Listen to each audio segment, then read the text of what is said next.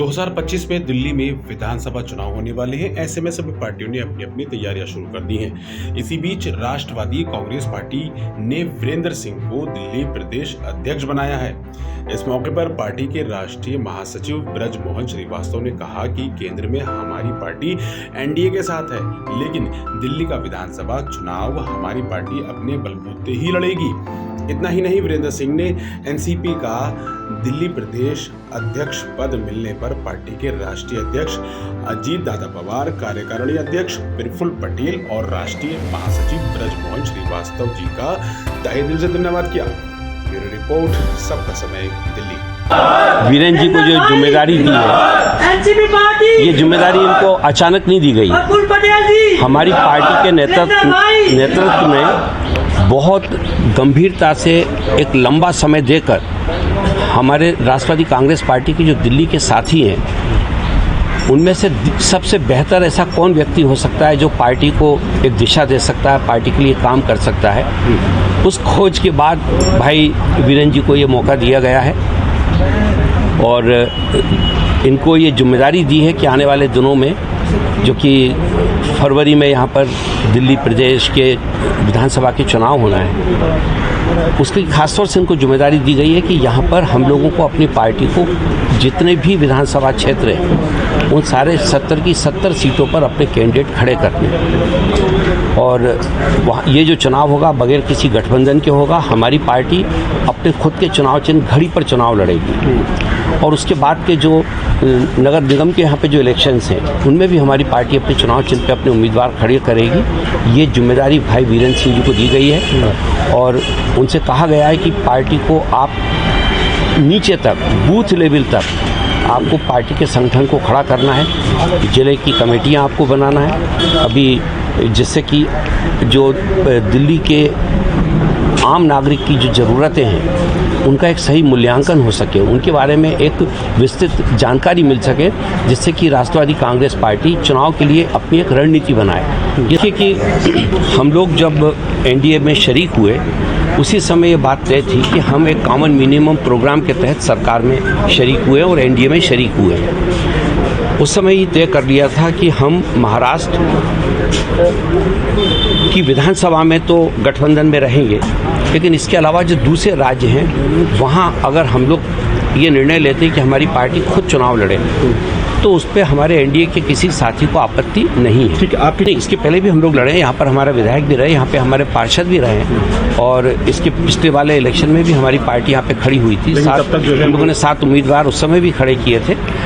लेकिन अभी जो एक पिछले 5 साल में हम लोगों ने एक नए तरीके से सोचा दिल्ली के बारे में, क्योंकि हम लोगों को ऐसा लगता है कि भारत की राजधानी होने के उपरांत भी दिल्ली में आज भी समस्याओं का अंबार है और इन समस्याओं की तरफ राजनीतिक दल जो भी यहाँ पे रहे उन्होंने राजनीति तो की, लेकिन कभी भी आम आदमी की उन दुख दर्द को दूर करने के लिए कोई ऐसी रणनीति पे काम नहीं किया जिससे कि वाकई देश की राजधानी पूरे संसार में जानी जा सके। आज हम इस स्थिति में हैं कि हम देश की राजधानी होने के उपरांत भी हमने कोई ऐसा एक वार्ड मॉडल के रूप में खड़ा नहीं किया जिसको कि हम देश के लोगों को बता सकें कि साहब ये वो वार्ड है, ऐसा वार्ड होना चाहिए। हम कोई एक विधानसभा ऐसी यहाँ पे नहीं बना पाए जिसके बारे में हम दावे से कह सकें कि ये वो विधानसभा है जो एक आदर्श विधानसभा है, पूरे देश की विधानसभा ऐसी होनी चाहिए। तो हमारा मैं बात पूरी करूँ तो हमारी पार्टी का जो सोचना है, आदरणीय अजीत दादा पवार का सोचना है, आदरणीय प्रफुल्ल पटेल साहब का सोचना है कि हम राजधानी में इस ढंग का प्रयास करें जिससे कि जहाँ से हमारा कोई पार्षद जीत के आए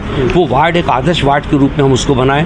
हमारा कोई विधायक जीत के आए तो उस विधानसभा को हम एक आदर्श विधानसभा के रूप में बनाएं। ये हमारा प्रयास होगा और यही दायित्व इनको दिया है। कि आज ये कहना कि उनके चेहरे पे, ये तो चेहरा आज सामने आया है और अब इन्होंने काम की शुरुआत की, तो आज ये कह देना कि उनके चेहरे पे हम कितनी सीटें, उनका अकेले का चेहरा नहीं है, हमारी पार्टी का चेहरा है, मेरी पार्टी के सारे राष्ट्रीय नेताओं का चेहरा उनके साथ जुड़ा हुआ है। तो वो अकेले नहीं है, ये सारे जो चेहरे हैं ये हमेशा जीत की गारंटी है। तो मुझे लगता है कि दिल्ली में भी जीतेंगे और बहुत अच्छे रंग से जीतेंगे। राष्ट्रवादी कांग्रेस पार्टी एक ऐसा मिशन है जो दिल्ली में अभी शुरू हुआ है और वो मिशन को जो लेके हम लोग चल रहे हैं, तो उस मिशन के तहत मुझे ऐसा लगता है जो मेरे शीर्ष नेताओं ने मुझे जो प्लानिंग दी है उस प्लानिंग के तहत 100% हमारे बिना सरकार नहीं बनने वाली। हमारे बिना सरकार क्यों नहीं बनने वाली? क्योंकि पिछले 27 साल को अगर मैं उठा के देखूं तो 15 साल जो शासन किया कांग्रेस ने और करीब 10 साल 12 साल आम आदमी पार्टी को हो गए। दिल्ली के लोगों ने अपने हिस्से का काम बड़ी ईमानदारी से किया, वोट देने का और सरकार बनाने का। लेकिन इन दोनों सरकारों ने जब जब सरकार बना के चलाने का मौका मिला तो इन्होंने अपने हिस्से की ईमानदारी पूरी तरह से नहीं निभाई। इसीलिए चंद दिनों पहले आपने देखा होगा दिल्ली शहरों झीलों का शहर, मतलब गलियों में भी झीलें हो गई थी।